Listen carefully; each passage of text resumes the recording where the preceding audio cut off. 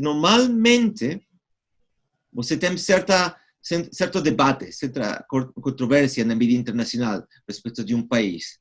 Que alguns dizem que um país vai estar melhor ou pior, mas atualmente, no Brasil, o consenso é um consenso muito negativo da situação do Brasil.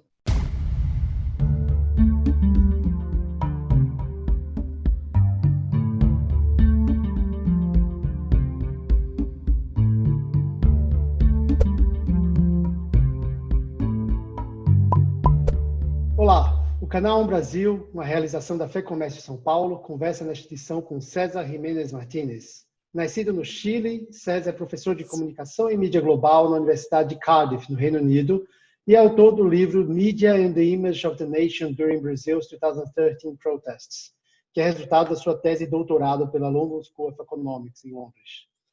O livro analisa a relação entre a mídia e as imagens do Brasil durante as jornadas de junho, a onda de protesto que tomou conta do país em 2013. Partindo de uma interpretação do caso brasileiro, seu trabalho discute relações complexas entre nacionalismos e formas pelas quais países desenvolvem suas reputações internacionais. E é sobre isso que vamos falar nesta edição do Brasil. E aproveito a convidar a todos a seguir o canal nas redes sociais. Olá, César, bem-vindo ao canal Brasil. Muito obrigado, Daniel. Antes de começarmos a falar sobre o seu livro e sobre o Brasil, eu gostaria de saber sua opinião sobre os impactos da atual pandemia do novo coronavírus e da sua propagação global, sobre as ideias de nação e nacionalismo. Como o Covid-19 pode transformar o que conhecemos nas relações entre os países e a forma como eles constroem suas relações e reputações internacionais? Eu acho que é um momento muito interessante para a observação do nacionalismo e das imagens dos países. Porque o coronavírus é uma crise global, uma crise mundial, primeira coisa. Mas a resposta da crise é, em sua maioria, uma resposta nacional. Isso é muito interessante. Por suposto, tem a Organização Mundial da Saúde, por exemplo, temos algumas associações científicas tentando encontrar uma vacuna para o coronavírus, mas, em sua maioria, a resposta é uma resposta nacional, uma resposta do governo nacional, e que tem uma situação muito interessante, uma situação não tanto de cooperação internacional, mas de competição internacional, e que se pode olhar a muito nível. Por exemplo, quando uno olha um jornal, pode ver muito de que país está fazendo melhor ou pior na resposta do coronavírus. Ou também como os governos têm organizado alguns voos charter para repatriar indivíduos para voltar ao país onde eles pertencem. Então, eu acho que o interessante da crise atual é que mostra a importância da ideia da nação pelas nossas vidas. E como ainda tem relevância as ideias de nação, de patriotismo, de nacionalismo. Ao mesmo tempo, antes de começar a pandemia, nós víamos momento em que algumas nações assumiam uma postura mais nacionalista, mais de rejeição aos outros países. A gente viu os Estados Unidos fazendo um pouco isso, o próprio Brasil também rejeitando o chamado globalismo. E como você diz, existe uma tendência global da pandemia e precisa ter algum ajuste global também, não? Então, o que eu queria saber, você acha que com a pandemia a gente tende a um mundo pós-pandemia mais fechado em nacionalismos ou mais integrado numa globalização que pode ajudar a combater problemas globais como esse? É muito difícil fazer predição. Mas eu acho que a situação atual indica que provavelmente o mundo pós-pandemia vai ser um mundo mais nacional.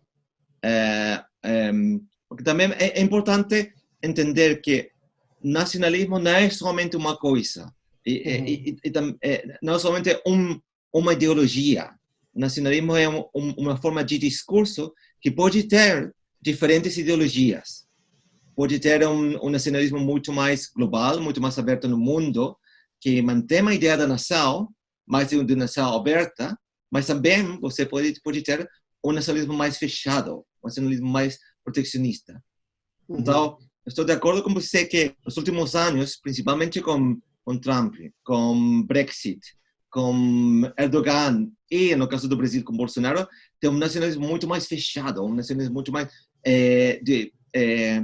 do ponto de vista econômico, mais protecionista, mais fechado também do ponto de vista da imigração, muito temos que fechar o país para evitar a pandemia, ou temos que ter uma muito maior proteção econômica nacional, ou também dizer que a pandemia é produto de um problema de globalização, que não é, que é muito mais complexo disso. Mas eu acho que é provável que, como eu disse, o mundo pós-pandemia vai ser muito mais fechado, muito mais nacionalista, e que também tem que ver com muitos dos problemas da globalização, muita gente que sentia que a globalização não produzia nenhum benefício para as vidas delas. Tem um ponto interessante, você citou que existem vários tipos de nacionalismo e vários enfoques diferentes. E muitas vezes, quando tratamos nacionalismo, tratamos sobre uma ótica muito negativa. E talvez, eu queria que você comentasse um pouco isso. Seria errado fazer a crítica ao nacionalismo? O nacionalismo tem a sua importância também? Tem um lado positivo desse nacionalismo, então? Uma coisa, a palavra nacionalismo tem uma carga muito, muito negativa, que em parte é um produto da Segunda Guerra Mundial, que é associado de nacionalismo com fascismo, faz que quando normalmente as pessoas pensam em nacionalismo, pensam nisso, pensam em nacionalismo extremo, nacionalismo muitas vezes da direita extrema. Mas uno tem que ter em conta que a ideia da nação é muito importante na vida cotidiana das pessoas. Por exemplo, pensemos no Mundial de Futebol. O Mundial de Futebol é uma expressão nacionalista, se pensamos como nacionalismo de nações. Normalmente, quando estou fazendo aula aqui no Reino Unido, normalmente eu pergunto aos alunos: de onde vem você? E não pergunto de que país ou de que nação vem você, somente de onde vem você. E eles me dizem normalmente um país: venho da China, ou venho do Chile, do Brasil, etc, etc. E isso prova da importância que a ideia da nação tem na nossa vida cotidiana. Uma coisa diferente, uma versão extrema de nacionalismo, que rejeita a possibilidade de um outro, a possibilidade de uma ideia muito fechada de nacionalismo. Mas, por exemplo, aqui no Reino Unido, há uma versão fechada de nacionalismo, que é a versão do nacionalismo de Brexit, de que vamos fechar a economia, isso. Mas tem também uma versão positiva do nacionalismo, como o Serviço Nacional de Saúde, o NHS. Que a ideia é todos os membros da nação têm direito da proteção de saúde.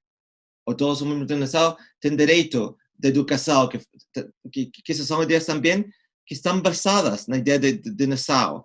Então, uma coisa é a ideia de nação e outra coisa é as diferentes manifestações da ideia de nação.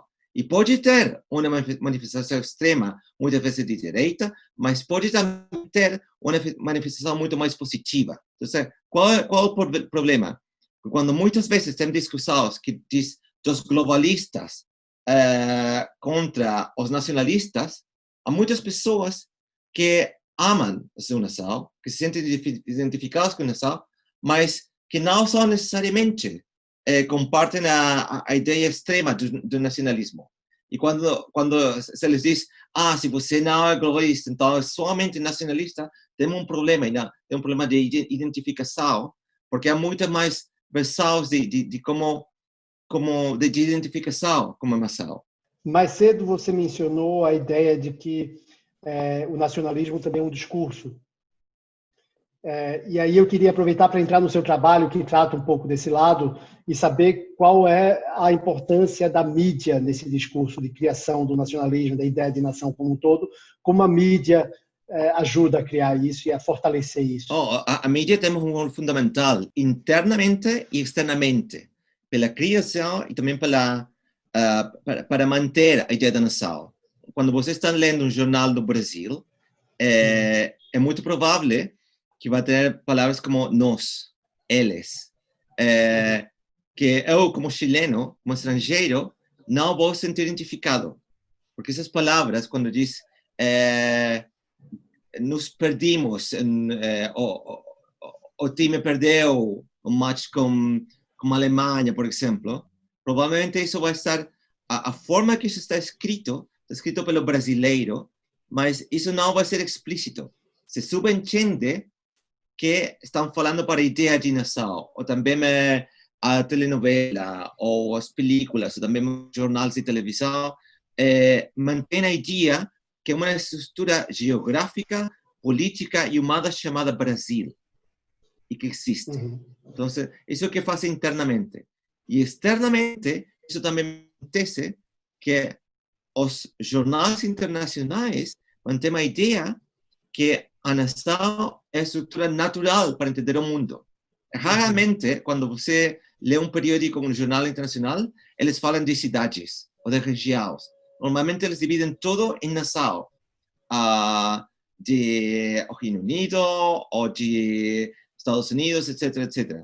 Então, a mídia tem um rol fundamental em manter e naturalizar a ideia que o mundo é naturalmente dividido em nações. Isso é muito interessante, considerando que a ideia da nação é relativamente nova na história da humanidade. Tem uns poucos siglos. Mas, como diz, a mídia tem um rol fundamental em manter e perpetuar essa ideia. E como funciona isso no caso atual, para voltar para a minha primeira pergunta, da pandemia? No momento em que a gente tem um fenômeno, uma crise sanitária global, de que forma a mídia facilita ou atrapalha o combate global à doença e reforça o nacionalismo nesse momento? É interessante, porque a mídia rara vez adotou uma perspectiva global para a pandemia. Originalmente foi o vírus chinês. E quando nós estamos olhando a cobertura da pandemia nos diferentes países, e originalmente esse é um problema que acontece na China, lá, problema deles. Mas gradualmente começa a ser um problema de nós. Mas quando é um problema de nós, quando a pandemia entra na nossa nação, então já deixa de ser o vírus chinês, se transforma somente o vírus, mas é nosso problema. É muito interessante como não todo mundo recebe a mesma atenção na mídia. E tem isso que ver com questões políticas e geopolíticas, como por exemplo, na cobertura da Escandinávia, tem atenção na China, tem atenção à União Europeia, mas a pandemia na América Latina rara vez. Somente quando somente o caso do Brasil se tem atenção. Ou uma situação similar no Reino Unido, em que a história foi primeiro o vírus chinês, então o desastre na Itália, mas a narrativa era muito Itália está fazendo mal em comparação com nós, com o Reino Unido, e agora normalmente uma notícia nacional, só com algumas comparações com os Estados Unidos. Então, o que quero dizer com isso é que a mídia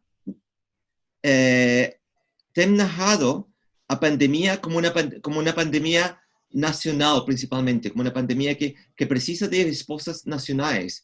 E as críticas e também as alabanças são para os governos nacionais. A expectativa também é que a resposta tem que ser do governo nacional. Não, tem pouco debate de uma coordenação internacional de resposta. Somente uma coordenação nacional. Isso é parte do rol da mídia de perpetuar a ideia que é uma crise que requer respostas nacionais. Você mencionou que o Brasil acaba se destacando aí nessa atenção que se dá, da pouca atenção que se dá a outros países. E os últimos meses foram marcados por uma cobertura internacional que trata o país como epicentro da pandemia. E tem uma postura muito crítica à postura do governo brasileiro de negar o tamanho da crise, a gravidade da crise. O que você acha desse retrato do Brasil que está sendo exposto ao mundo?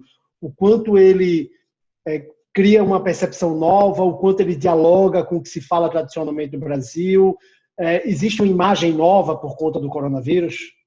Eu acho que não existe uma imagem nova do Brasil. Eu acho que minha impressão é que normalmente as narrativas dos países, a imagem do país não é um objeto, mas é uma narrativa. E normalmente você tem processos de um país. Por exemplo, agora com uma perspectiva histórica, não pode falar de um processo narrativo positivo do Brasil, da finais dos anos 90, mas principalmente o começo do século XXI, que foi uma narrativa em geral muito positiva do Brasil, de um Brasil estável, de um Brasil que era parte dos BRICS, um Brasil economicamente próspero. Mas nos últimos anos, principalmente com o processo de impeachment e especialmente tras a eleição de Bolsonaro, tem uma narrativa muito negativa. E a resposta da pandemia não emerge de nada, mas a cobertura internacional vê a resposta da pandemia em relação com outros episódios prévios. Por exemplo, o que aconteceu na Amazonas, os escândalos das declarações de Bolsonaro, etc, etc. Então, se vê mais como uma profundização de uma crise de imagem do Brasil. Eu me dou conta disso quando eu falo com pessoas que não sabem muito do Brasil. Uhum. E isso eu acho muito interessante. Falar com alguém na rua, na tenda, no táxi. E quando falamos do Brasil, eles dizem, parece que o Brasil, a coisa não está bem lá.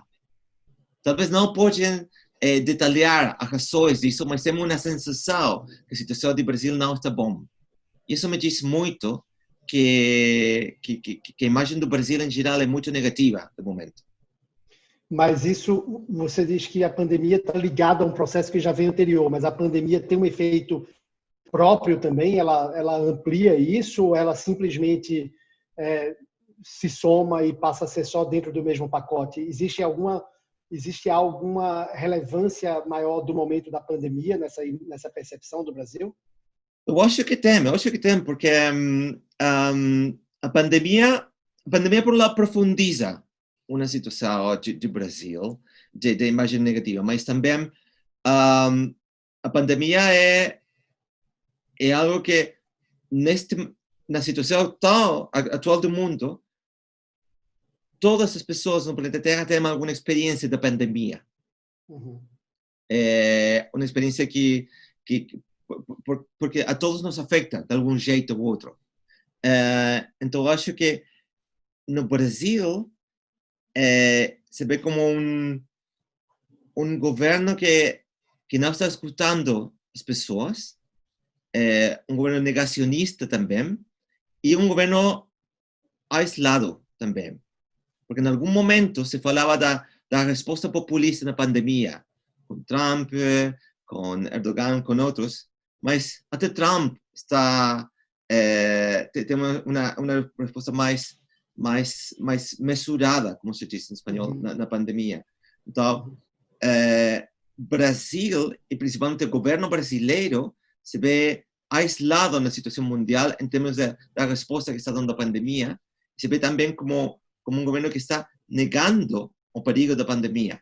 E isso é uma coisa que tem preocupado o governo também, e o governo chegou a reclamar de que há imagens distorcidas do Brasil por conta da pandemia e por conta da Amazônia, como você mencionou.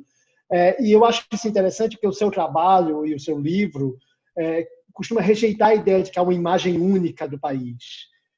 Então, eu queria saber se você acha que é possível falar hoje em distorção das imagens do Brasil, ou a forma como essa imagem está sendo construída está ligada, de fato, à realidade do país. Pode-se falar em distorção da imagem?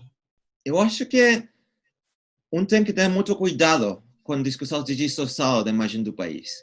Porque distorção assume que uma coisa é o Brasil real, o Brasil de verdade, outra coisa é o Brasil da mídia, e que é possível medir a distância, a separação do Brasil de verdade e o Brasil da mídia. Eu não estou dizendo que o Brasil de verdade não existe. Existe claramente, existe também o Brasil da mídia. Mas medir essa distância, medir essa separação é muito difícil. E também, tem que prestar atenção que é uma distorção.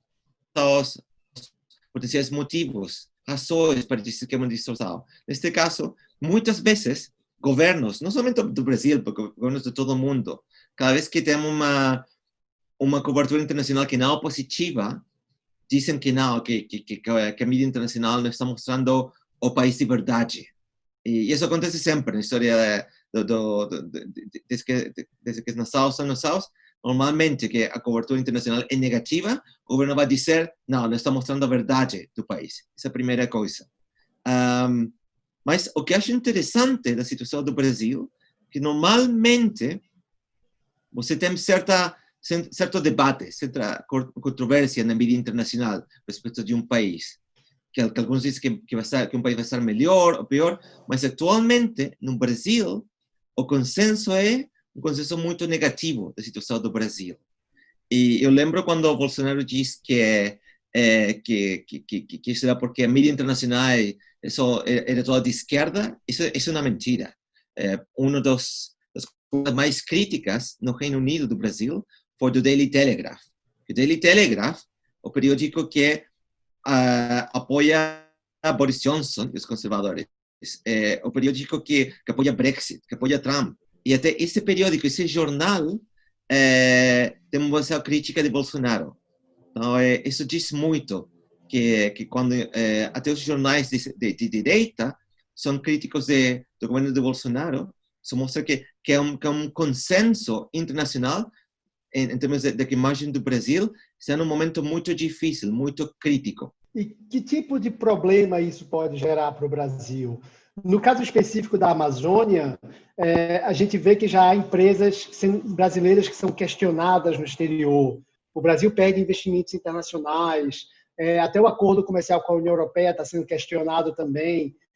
Você acha que a imagem negativa ligada ao coronavírus também pode ter impacto negativo para o Brasil? Pode. Porque tem que lembrar que a experiência que nós temos do mundo é normalmente uma experiência que vem pela mídia. Uhum.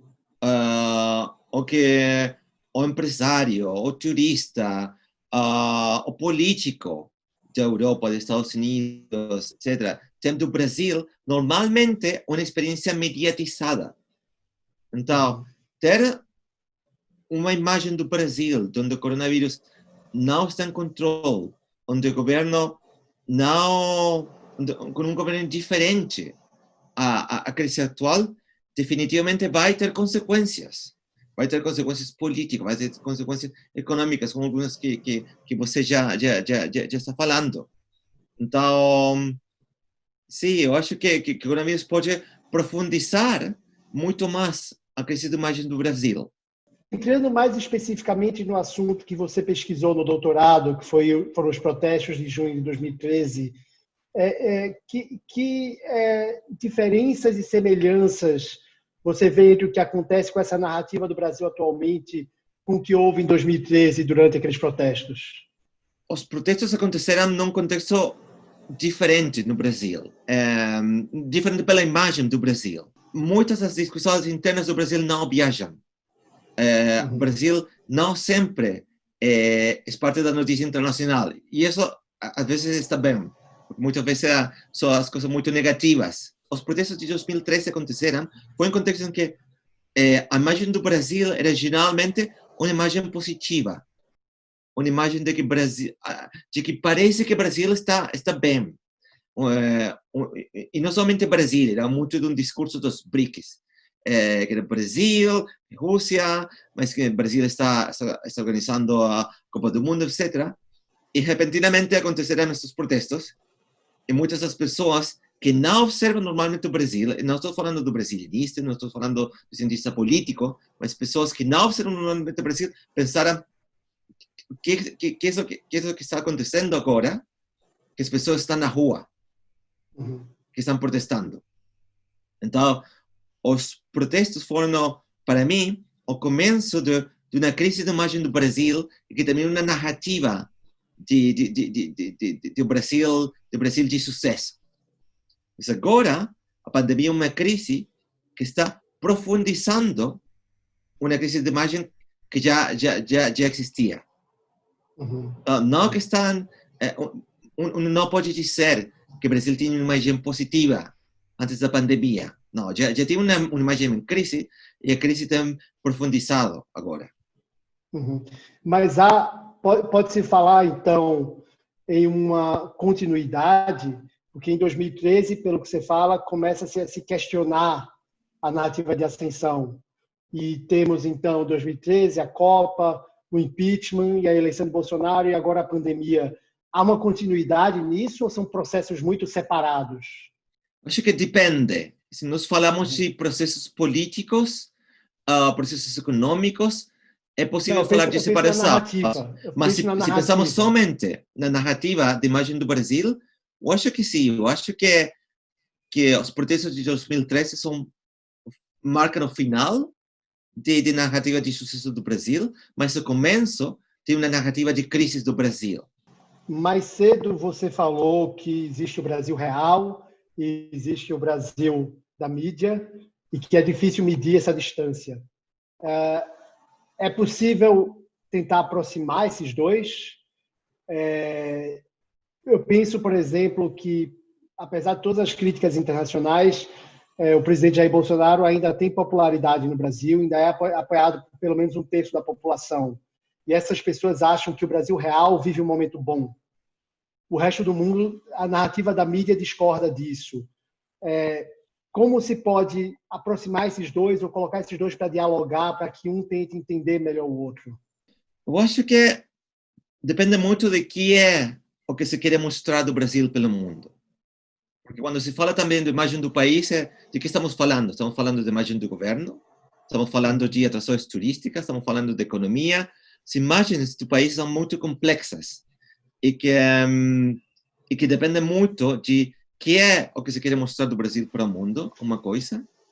Também de quem quer mostrar para o Brasil que coisa.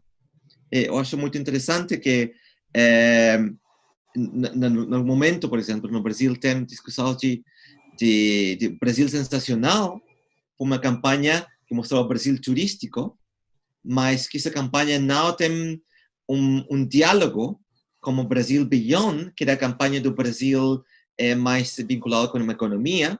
Então, tem muito que ver de que é o que se quer mostrar do mundo e também o que é o que se quer ocultar no mundo.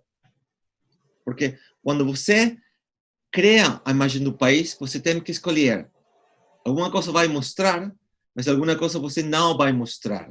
Eu acho que a possibilidade de acercar o Brasil da mídia e o Brasil de verdade é criando mais instâncias de diálogo, mais instâncias de multiplicidade e de abrir também a complexidade e também a possibilidade de que talvez em algum momento não vamos estar de acordo, que vai ter diferença, mas aceitar a diferença, isso também é muito importante. Mais cedo eu perguntei sobre os protestos de 2013 e sobre como ele se relacionava com o momento atual, e eu queria mais uma vez perguntar sobre esse que foi o assunto da sua pesquisa de doutorado, e perguntar para você, olhando para trás agora, olhando para aquele período, quando você mesmo veio aqui no Brasil e assistiu aos protestos, o que você acha que ficou daquele momento? Porque, como você mesmo falou, aquilo ali começou uma narrativa de crises do Brasil. Então, o Brasil acabou atropelado por outras questões que se sobrepuseram. Mas que importância você acha que aquele momento, aqueles protestos teve para a história do Brasil e para o que se vive? Como isso vai ficar registrado? Como vai marcar a história do Brasil, aqueles protestos de junho de 2013? O que é interessante dos protestos é que ainda são discutidos e ainda não há um acordo de que significaram. Em termos da imagem do Brasil, significam definitivamente o final da narrativa de sucesso do Brasil. Isso é uma coisa. Uhum. Mas eu acho que agora há um perigo de transformar os protestos como o começo do Brasil fascista, o começo do Brasil... eu escutei isso, alguns amigos que me dizem os protestos foram protestos de direita, os protestos foram financiados pelos Estados Unidos. Isso não foi assim. Os protestos foram um momento muito complexo, muito disputado, com muitas pessoas que queriam muitas coisas diferentes. E os protestos poderiam ter múltiplos resultados. Eu acho que não é possível dizer que os protestos inevitavelmente anunciaram uma crise do Brasil. Os protestos mostraram uma crise. E o problema foi que, a nível político, a nível econômico, as pessoas não encontraram as respostas que precisavam e que buscavam quando estavam na rua. Isso é uma coisa. E por que digo isso? Porque alguns amigos têm agora uma demonização dos protestos.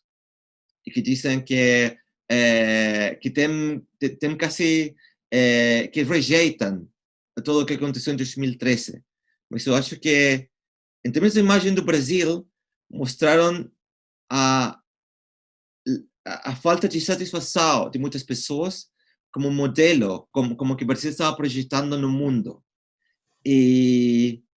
Mas isso não significa que os protestos têm que verse necessariamente como um momento negativo na história do Brasil. Pode ser um momento discutível, um momento para debater, mas que somente em um par de anos mais na história nos vai mostrar se a situação do Brasil é uma pausa, um período breve de crise, ou que começaram uma crise muito mais profunda.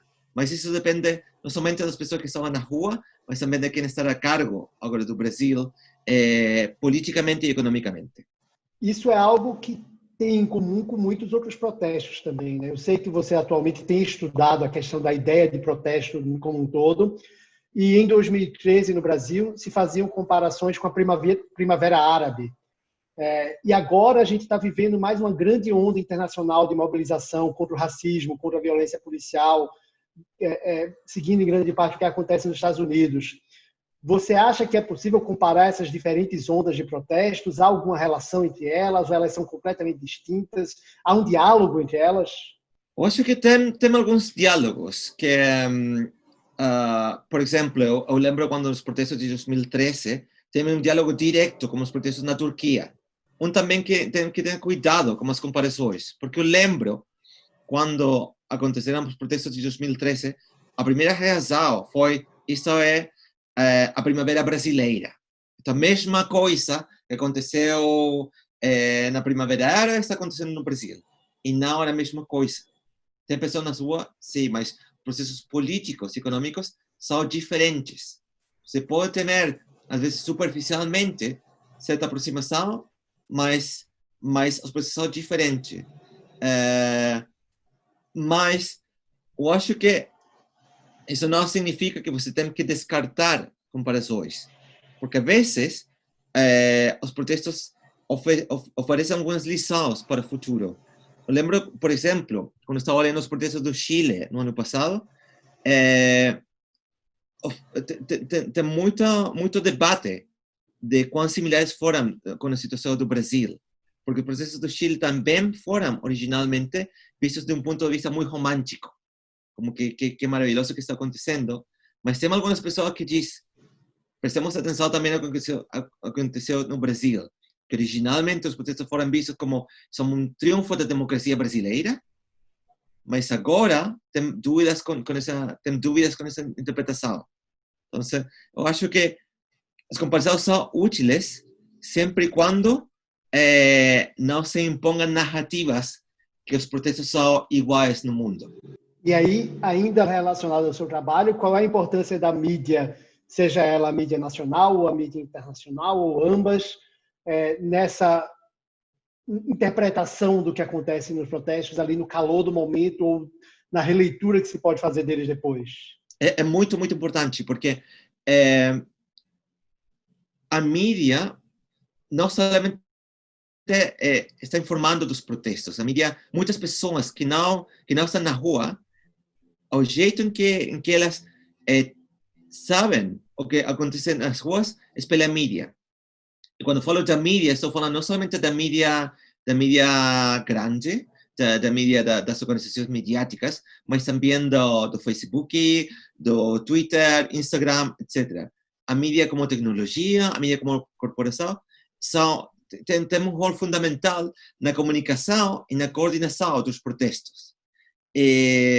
Então, é impossível, de hecho, separar o que acontece nas ruas do que acontece da mídia. Os protestos são formados por tudo isso. Por exemplo, quando falo de positivo, é positivo no largo prazo, mas se olhamos o detalhe, é muito interessante o que aconteceu no Brasil e também no Chile, a começo com a mídia, que no Brasil e também no Chile, originalmente, as organizações mediáticas, a mídia nacional, falou de vândalos, de ladrões, que estavam perturbando a ordem social. Então, a mídia adotou originalmente uma visão muito condenatória dos protestos. Mas essa visão gerou uma rejeição de muitas pessoas que estavam na rua, ou de pessoas que talvez não estavam na rua, mas olharam no Twitter, no Facebook, uma imagem distinta do que aconteceu nas ruas. E essa crítica é muito válida no caso do Chile e no caso do Brasil. E essa crítica também forçou uma mudança da mídia. Mas o problema é que isso também cria uma visão romântica, uma visão que demoniza um lado ou outro das protestas. Por exemplo, tem muitos jornalistas, tanto no Brasil como no Chile, que fazem um trabalho excelente nos protestos, mas que também foram acusados de você está mentindo, você é parte da mídia corporativa, muitas vezes eram atacados nos protestos. O problema de muita da interpretação do momento, tanto da mídia corporativa ou da mídia alternativa, é que não dá espaço a uma visão mais crítica do que está acontecendo. E isso é um problema que acontece com as protestas. Tentando ligar essa nossa conversa agora com o que a gente falou no começo da entrevista, como você acha que a pandemia pode influenciar a forma como protestos acontecem pelo mundo? Isso foi muito discutido nos Estados Unidos agora, porque há uma política de isolamento, de tentar fazer com que as pessoas não se aproximem muito, evitar aglomerações, mas essa é a forma como protestos acontecem. Você acha que a pandemia vai afetar a forma como protestos acontecem pelo mundo de forma geral? Pode ser, mas eu acho que depende também de que acontece depois dos protestos. Por exemplo, no caso dos Estados Unidos, muitas pessoas que estão em favor dos protestos, originalmente, quando os protestos começaram, dizem que os protestos foram irresponsáveis, que podiam provocar mais vírus. Mas agora, algumas pesquisas mostram que nas cidades onde aconteceram protestos, o vírus não aumentou. Então, tem evidência que talvez essa situação que é possível protestar no contexto atual da pandemia. Mas eu acho que ainda é um pouco cedo para ter para saber que vai acontecer. Eu acho que depende muito disso. Que se, por exemplo, tem que se o vírus cresce a raiz de um protesto, inevitavelmente muitas pessoas não vão apoiar mais o protesto. Mas, se tem um protesto e o vírus não cresce, o protesto vai ainda ver-se como uma alternativa política viável, especialmente em contextos de crise de polarização, como nos Estados Unidos, e como também pode acontecer no Brasil em algum momento. Você estava falando sobre como os protestos no Brasil foram vilanizados e a esquerda transformou em parte no responsável pela ascensão de um movimento de direita. Você acha que há o risco disso enfraquecer a ideia de protesto, desvalorizar a ideia de que as pessoas irem às ruas podem ter importância política?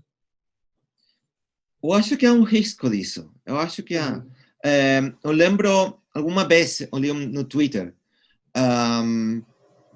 que era uma brincadeira, mas muitas vezes a brincadeira tem muito de verdade.